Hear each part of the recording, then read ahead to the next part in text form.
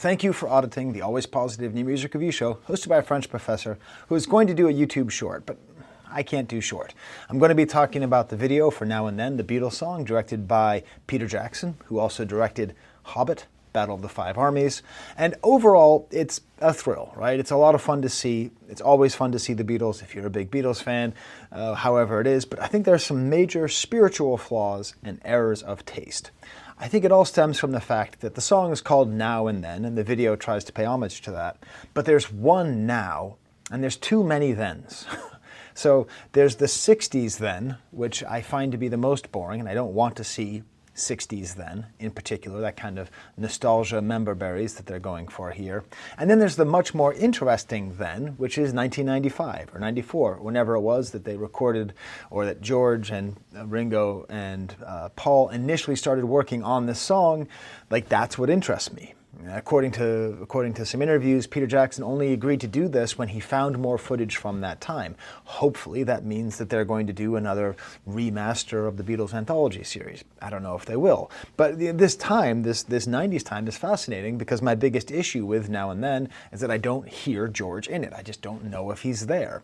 So when I first watched the video, I was in a meeting, I was in a Zoom meeting, and I watched the video on mute, and I got all excited because I thought, oh great, here it is. You know, they're showing them tuning, they're showing them putting in John Lennon's tape so they can listen how it sounds, and then you see George and Paul playing guitar. A few comments on my video from yesterday. Everyone says, George is playing acoustic guitar all the way throughout. I hope that's true, and this video seems to show that. But hey, I don't know if you play guitar. I play guitar, not super well, but I play guitar enough to know that these are not synced. This is not Paul and George playing Now and Then together. This is them playing something else. So it's a little bit of trickery. I will say, though, that even seeing George playing unsynced this song on acoustic guitar does help me to like the song more because I sort of imagine George in that space. I imagine him playing along with it, even if Paul did the overdubs. It helps to paint a picture of how George was involved in this beyond just calling the song rubbish, right? I do like, too, how the count-in by Paul now seems to be a count-in from the 90s as opposed to 2023. It bugged me, the idea of him saying 1, 2, 3 when he's just all alone in his studio in, I don't know, New York, London, wherever he lives.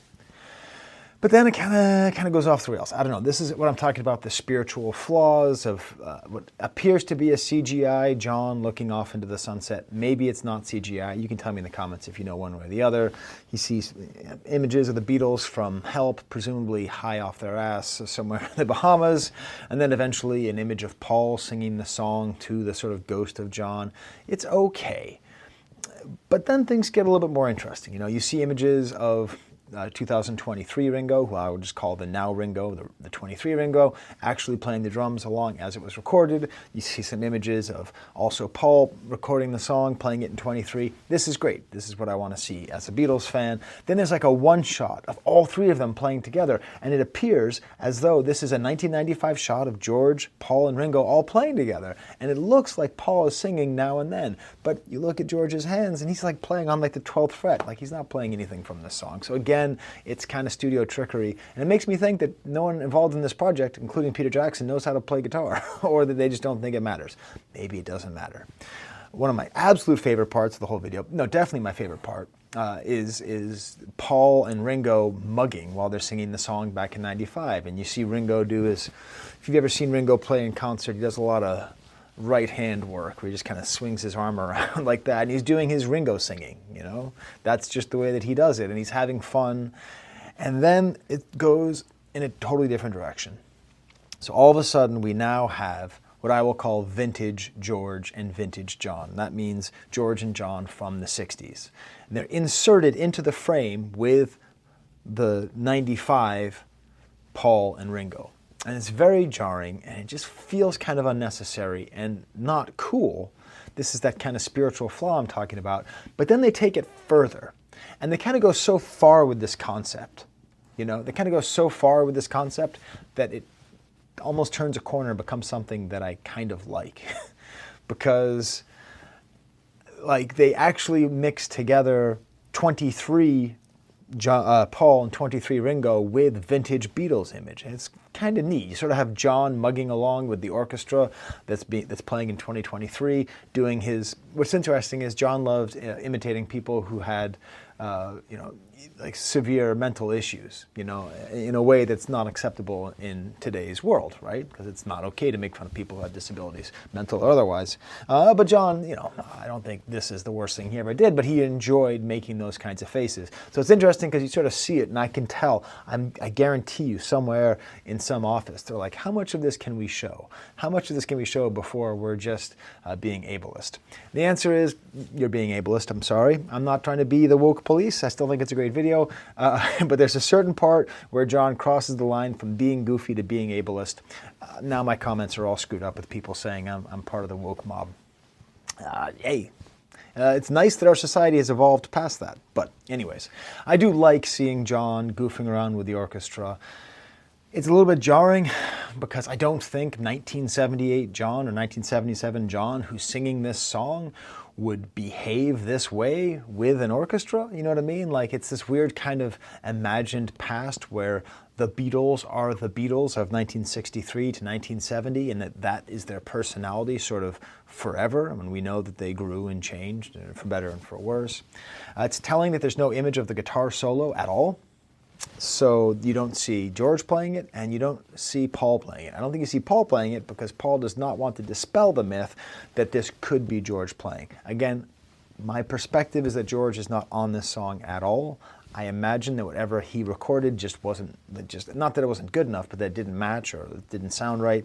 That's my sort of suspicion. So instead of that, you have vintage George dancing around with Paul, and then vintage Paul messing around. So it's this very weird image of modern day Paul with his arms crossed, watching the orchestra with a kind of goofy, fun Paul. And that goes to this greater sense, the greater question that I have to ask, which is like, are we going to allow the Beatles not to be the Beatles from 63 to 70, not to be the vintage Beatles? Maybe my favorite like nerd thing, and I'm going to be contradicting myself here, but I'm a big Ringo fan, and seeing vintage Ringo playing with 23 Ringo, you know, studio wizardry, you know, TV effects, all that, computer magic, it's a beautiful shot. It's a really beautiful shot of old Ringo playing with new Ringo, like there's two drum sets in the same studio. I don't know, you know, but then it really falls apart. And what really bugs me, what I think is the biggest error of taste, is the thing where they're just going for the member berries. They're giving you the whole greatest hits of the Beatles' career. You go through with the sort of Sgt. Pepper's image, and then you see Shea Stadium, and then it goes back to Hamburg, and you have all the photos taken by Astrid. It goes back to pictures of them when they were kids, and it's just sort of has this feeling of like, as opposed to being an interesting song that's constructed in this way that has this fascinating history that I basically at this point now see as an interesting example of how Paul would try to collaborate with John if John were still alive, which is to say control most of the elements while allowing John's brilliance to come through. I think it would be great. It's too bad we don't have it. Instead it just sort of becomes this syrupy, saccharine, oh boy, don't we love the Beatles, remember when people screamed, remember when people screamed. Weirdly enough, they essentially put the Beatles in the audience of kids watching the Beatles, which becomes almost like the end of The Shining. It's on purpose. But it's like if the Beatles are watching the Beatles, then where are the Beatles, you know? And it fades out on this image of this logo with the name and the logo on the drums. And it does feel there's a certain degree to which the Beatles, I mean, they've always been a cartoon, right? They've had multiple cartoons. But there's a degree to which they're sort of becoming a logo, and like all four of them disappear. And this made me sad because it made me realize that Paul McCartney and Ringo Starr are going to die, you know, hopefully in my lifetime, because I hope to live a long time, and they're both in their 80s. But it is kind of a weird sort of sad coda when all four of them aren't there, you know? So it sort of made me feel like, I guess that's what it's going for, this kind of emotional hit.